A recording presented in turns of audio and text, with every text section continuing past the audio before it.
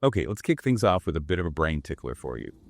Ever wonder what secret life your seemingly innocent bar of soap might be leading? Perhaps sharing some surprising chemical cousins with, say, the paint on your walls. Ha! Yeah, that's exactly the kind of unexpected connection we're about to dig into. Welcome, everyone, to the deep dive. Right. This is where we sift through all that information noise to bring you the truly interesting and essential insights. And today we're tackling the May 8th, 2025 edition of Consumers.App. Think of it as your shortcut. We're taking their curated news, all their research on consumer stuff, and pulling out the nuggets you really need to know. Exactly. Consumers.App did the heavy lifting, pulling together a whole range of sources. Our job now is to, connect the dots for you, make sense of it all. All right, so jumping right in. Consumers.App flagged a pretty concerning headline. This one's from Health News Florida. Cancer-causing chemicals are in many beauty products women use, a study finds. That definitely makes you sit up and pay attention. It really does. And the consumers research section in the app highlights that this study is pointing fingers at formaldehyde and formaldehyde-releasing preservatives. These are apparently quite prevalent. In everyday stuff. In a lot of everyday beauty items, yeah. We're not talking obscure things here. Think soaps, lotions, shampoos, conditioners, even some skin lighteners, eyeliners, and get this, eyelash glue. Formaldehyde. Wow. That word alone carries some weight, doesn't it? So why is having it in our beauty products such a red flag? Well, the big concern is that formaldehyde is classified as a known human carcinogen. The worry isn't necessarily a one-off use, but repeated exposure. Like building up over time. Exactly. Whether you're inhaling fumes, maybe from certain treatments, or absorbing it through your skin day after day, the idea is that this increases the likelihood of developing certain cancers down the line. Right. And on top of that really serious concern, it's also a very well-known allergen. It frequently triggers allergic contact dermatitis, nasty rashes, basically. So it sounds like these allergic reactions, they're not rare. People are actually experiencing this quite often. Oh, definitely. Allergic contact dermatitis from cosmetics is reported pretty frequently. And it's not just formaldehyde itself. Other things like, let me get this right. Toluene sulfonamide formaldehyde resin, often called TSFR. Right. And also meth acrylates. These have historically been a big issue in nail polishes, causing skin allergies. It's probably more widespread than a lot of people think, especially considering how many different products we layer on. Okay, so let's nail down that cancer link a bit more. What's the latest science saying about formaldehyde, specifically in cosmetics? Is this a clear and present danger? Look, recent research really does strengthen the link between formaldehyde in these products and both allergic reactions and an increased cancer risk, especially with chronic long-term exposure. So the science is pointing that way. It is, and the emphasis now is really shifting towards a critical need for, stronger regulations and, frankly, much safer product formulas. There's also a big problem with labeling. It's often not clear or upfront about these chemicals being present or how much is in there. Which makes it hard for us to choose, right? Exactly. Clear, honest labeling is absolutely crucial if you want to make informed decisions, and unfortunately, that transparency just isn't always there. So when we're squinting at those tiny ingredient lists, which products should we be maybe extra careful about? Research suggests nail polishes are high on the list. Also, hair straightening treatments, some of those can actually release formaldehyde gas when you use them. Oh, wow. Yeah. But also, keep an eye on your everyday stuff. Shampoos, conditioners, soaps, even certain skin creams. Formaldehyde and its releasing agents pop up because they work well as preservatives and binders. But like we're saying, those benefits come with potential health downsides. It really paints a picture where these synthetic ingredients aren't just maybe causing a little bit of irritation for some people. It's potentially more significant. Precisely. We're looking at a whole spectrum of potential health impacts. Everything from those immediate allergic reactions and maybe respiratory issues, right through to that more serious long-term concern about increased cancer risk from being exposed to things like formaldehyde over years. Okay. So what practical steps can we take as consumers? What can you do to feel a bit safer about the products you're using? Well, the advice from regulators and the scientific community is pretty consistent. Become a savvy label reader. Really check those ingredient lists. Specifically look for formaldehyde, but also things like Quaternium-15, DMDM hydantoin, imidazolidinyl urea. Those are common formaldehyde releasers. Right. Names to watch out for. Definitely. And when you can, choose products clearly marked formaldehyde-free. Another good strategy is just trying to minimize your overall use of products packed with synthetic preservatives. Makes sense. And crucially, there's a real push for clearer, more honest labeling regulations that would empower everyone to make safer choices much more easily. It's interesting how product formulas change over time. Nail polish, for example, has had a bit of a bad rap for certain chemicals for ages, hasn't it? Absolutely. And nail polish formulations have changed. Some of the really notorious sensitizing ingredients from the past have been reduced or removed. Okay, so some progress there. Some progress, yes. But as some chemicals get phased out, new potential allergens can pop up, like those methacrylates we mentioned. They become more of an issue recently. Scholarly reviews suggest that, yeah, there's been progress, but ongoing issues with like inadequate labeling and the continued use of some iffy substances are still big challenges. The push for safer nail products and better laws is definitely still needed. What about the whole natural and organic trend in cosmetics? Are they generally a safer bet, especially if you have allergies? Generally speaking, people perceive them as safer, and often they are gentler because they tend to avoid those harsh synthetic preservatives we've been talking about. Oh, there's a but. There's always a but. It's really important to remember that natural doesn't automatically mean hypoallergenic.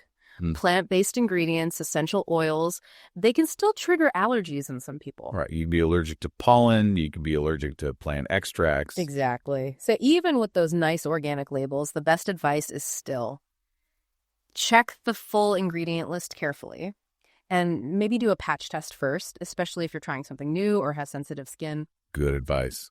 Okay, let's shift gears a bit. Yeah. We're moving from what we put on our skin to how we care for it overall. Consumers.App also flagged a business standard article. The title was Skinvestment: Why Smarter Skincare in Summer is About Value, Not Vanity. Sounds like our summer routine needs some attention. It absolutely does. Summer throws a whole unique set of challenges at our skin, doesn't it? You've got increased exposure to heat, humidity, often more dust and pollution, plus sweat. Ugh. And that combination can really worsen existing skin issues. Think acne breakouts, dehydration, general irritation. So a smarter summer routine isn't just about looking good, for beach season. It's fundamental for maintaining your skin's actual health, preventing infections, supporting that vital skin barrier, and trying to counteract the accelerated aging and inflammation that summer conditions can unfortunately trigger. And the article revisits those synthetic ingredients, but in skincare this time. What's the current thinking there? Still concerns? Yes, the scientific community definitely continues to express concerns. There's growing evidence suggesting that some synthetic ingredients might disrupt the delicate balance of our skin's natural microbiome, the good bacteria that live there. Okay. They can also cause allergic reactions, as we know. And there's even some ongoing research into potential systemic absorption, like do these things get into our bloodstream? All of this has really fueled the interest in natural alternatives. And wheat bran extracts got a specific mention as a promising natural ingredient. What's so special about wheat bran for skin? Yeah, wheat bran extract is getting a lot of attention in modern skincare. And for good reason, based on the research. It seems to have this impressive range of properties: antioxidant, antimicrobial, and even anti-aging benefits. How does it work on aging? Well, studies show it can actually inhibit certain enzymes in the skin that are responsible for breaking down collagen and elastin, the stuff that keeps skin firm and youthful. So it helps prevent that breakdown. Plus, it seems to boost skin hydration and can even help stabilize the skincare formula itself. Pretty versatile stuff. It's interesting, though, that it's not just the sun and heat affecting our summer skin. I saw a mention of environmental pollutants and even our mental state playing a part. That's a really crucial point, actually. A recent, quite large study showed a significant link between, yes, environmental factors, specifically nitrogen dioxide, NO2 pollution, but also mental well-being, particularly anxiety levels, and the flare-ups of things like dermatitis and skin inflammation. Wow, anxiety linked to skin issues. Yeah, interestingly, the study found that anxiety actually accounted for a pretty substantial chunk of the variation they saw in dermatitis cases. It really highlights that complex two-way street between our mental health, our environment, and how it all shows up on our skin. That really drives home a more holistic view of skincare, doesn't it? Now, technology seems to be creeping into everything, skincare included. What's the latest on AI and personalized routines? Oh, yeah. AI is definitely making its mark. We're seeing these AI-powered systems emerge. You might upload a photo of your face, answer some questions about your skin type, your concerns, maybe your lifestyle. Right. And based on all that data, the AI analyzes it and then spits out tailored recommendations for products and routines. The goal is obviously to give you more accurate, more effective advice, and hopefully take some of the guesswork out of finding what really works for your specific skin. And it sounds like we might even get a sort of virtual sneak peek of how a product might work before we buy it. Exactly. That's another fascinating development. Advances in digital modeling are allowing companies to create these sophisticated simulations. They can predict how a particular skincare product might affect your skin. Some models can even simulate things like changes in your facial pores. Really? Like this cream might reduce pore size by X%. Sort of, yeah. It's aimed at helping you have more realistic expectations and make more informed decisions based on predicted outcomes, not just, the marketing hype. Okay, so with all these different products, natural, synthetic, AI recommendations, what's the basic regulatory guidance? How do we choose safe and effective skincare, especially for summer? Well, agencies like the FDA here or the EMA in Europe generally recommend looking for products labeled non-comedogenic, meaning less likely to clog pores, and hypoallergenic, which suggests a lower risk of allergic reactions. Standard stuff. Pretty standard, yes. They also advise picking products free from known problematic synthetics, like certain parabens or fragrances, if you're concerned about those.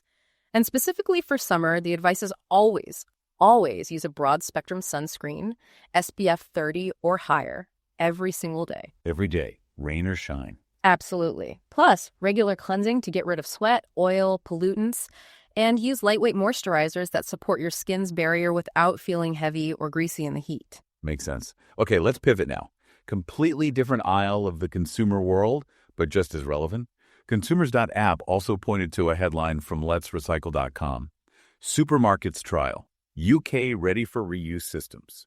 Sounds like a potential big shift in how we shop. It really does. That Refill Coalition trial in the UK was quite significant. It basically showed that scalable, commercially viable systems for reusable packaging aren't just a pipe dream anymore. They're ready for wider adoption. What kind of systems are we talking about? Things like in-store refill stations for products like pasta, cereal, maybe cleaning liquids, and also systems for handling the return and cleaning of reusable containers from online grocery orders. It really signals a potential to drastically cut down on single-use packaging. Supermarkets have changed so much already, haven't they? From the old counter service to self-service and now this. Yeah. How have they kept evolving? Oh, they've been in constant innovation mode since they started, really. Think about the shift to self-service, the massive expansion of product ranges, and now, we're seeing this huge push into digital tech, automated checkouts, really complex data analysis for managing stock. And sustainability, like these reuse systems. Exactly, and sustainability is becoming a major driver of innovation now, alongside efficiency and customer experience. Refill and reuse sounds brilliant on paper. Reduced waste, less plastic. But what are the real-world hurdles? It can't be that easy to implement everywhere, surely. No, you're right. It's not simple. The benefits are clear. Less plastic waste is the big one. Lower carbon footprints from packaging. Moving towards a more circular economy. Fantastic. But the challenges are real too. Like what? Well, logistics, for starters. Managing the return, the cleaning, the redistribution of all those containers. That's complex. Then there's consumer engagement. You need people to actually use the system, remember their containers, return them. Yeah, changing habits is hard. It is. Plus, there's the upfront investment in the infrastructure, the refill stations, the cleaning facilities, and crucially, ensuring hygiene and safety standards are rock solid throughout the whole loop. Despite all that, trials like the Refill Coalition one show it can be done effectively if planned well.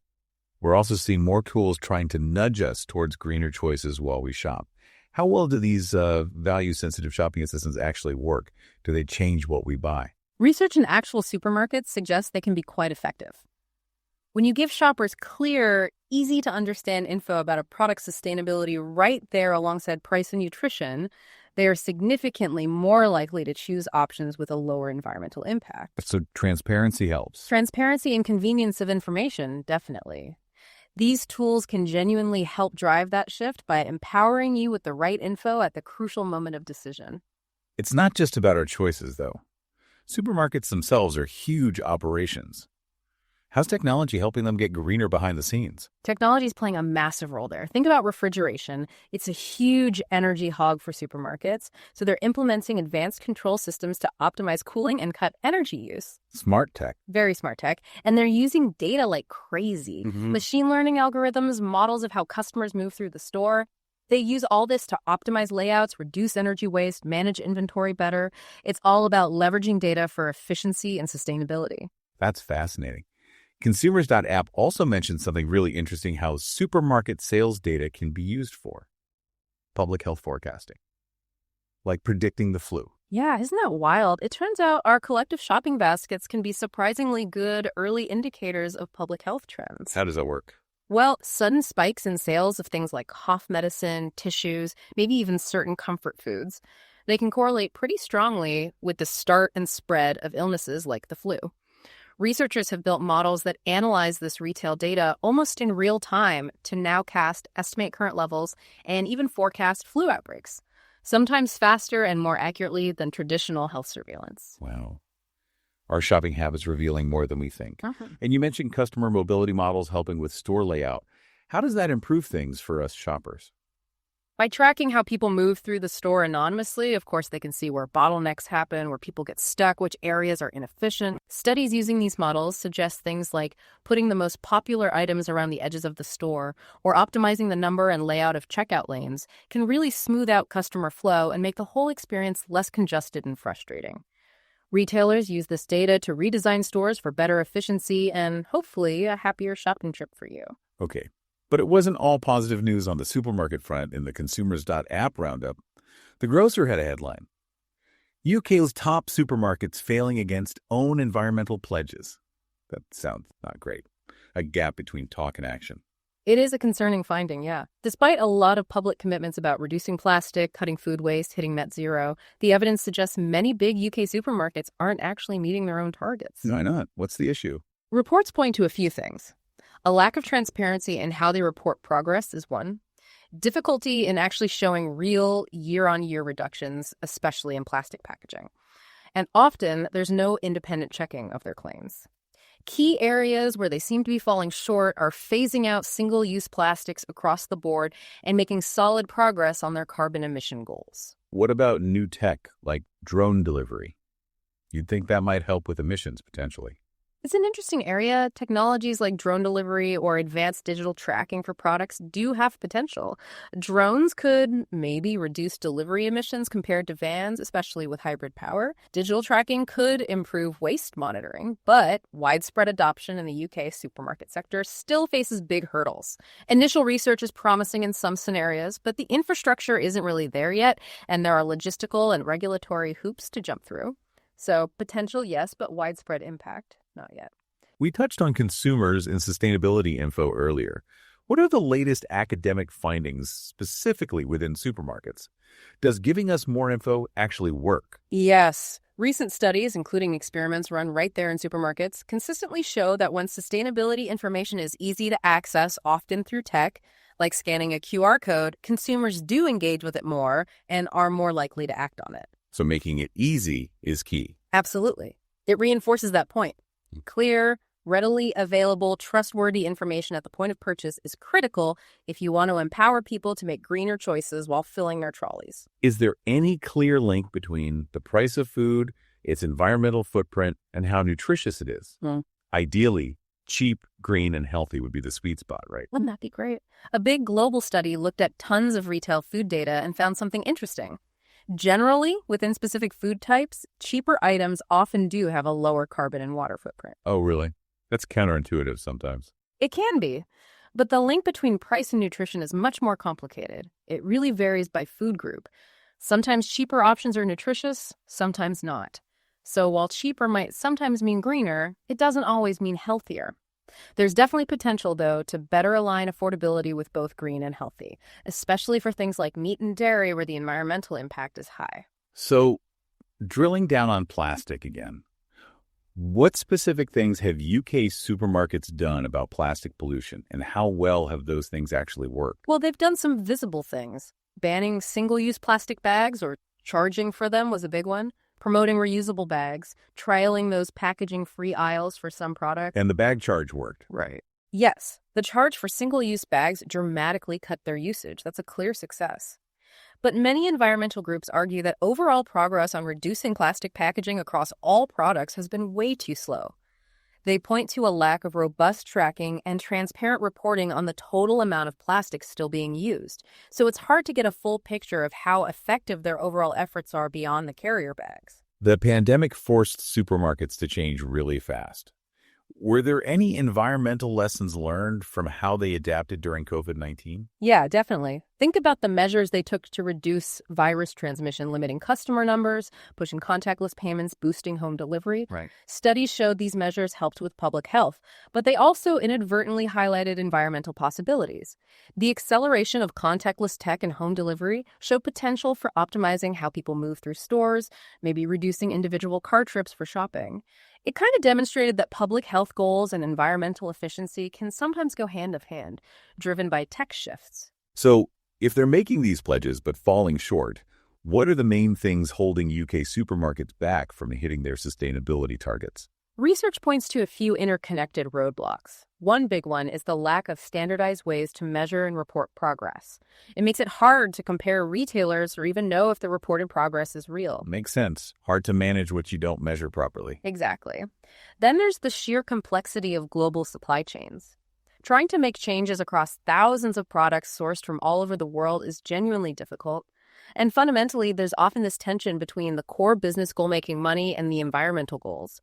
Without really strong, consistent metrics and a deep, genuine commitment to sustainability that goes beyond just PR, bridging that gap between pledges and real progress remains a massive challenge. Okay, one last major theme from Consumers.App. This one's from phys.org, and the headline is pretty blunt. What shoppers say about sustainability doesn't match how they spend, study finds. Ouch. That probably rings true for a lot of us. Oh, absolutely. It's a very well-known phenomenon, often called the sustainability gap or the intention-action gap. Study after study shows this. Lots of people say they care deeply about the environment and sustainability. I mean, who wouldn't say that? Right. But then you look at their actual shopping habits, especially for everyday things like personal care products, and a much smaller percentage consistently choose the sustainable option. Why the disconnect? It's complicated. Price is a big factor. Sustainable options can be more expensive. Convenience plays a role. Skepticism, too. People worry about greenwashing, companies just pretending to be eco-friendly. And sometimes it's just a lack of clear, easy-to-understand labels to help you make that choice quickly. So our good intentions get tripped up by reality at the shelf.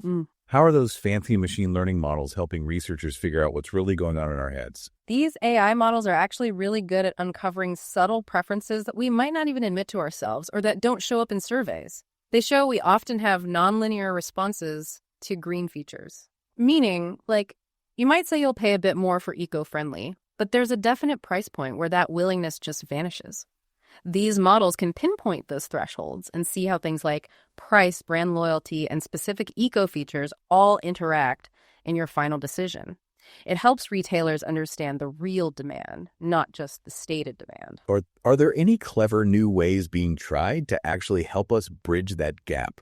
Especially for things like plastic and toiletries and stuff. Yeah, we're starting to see these personalized recommendation platforms pop up.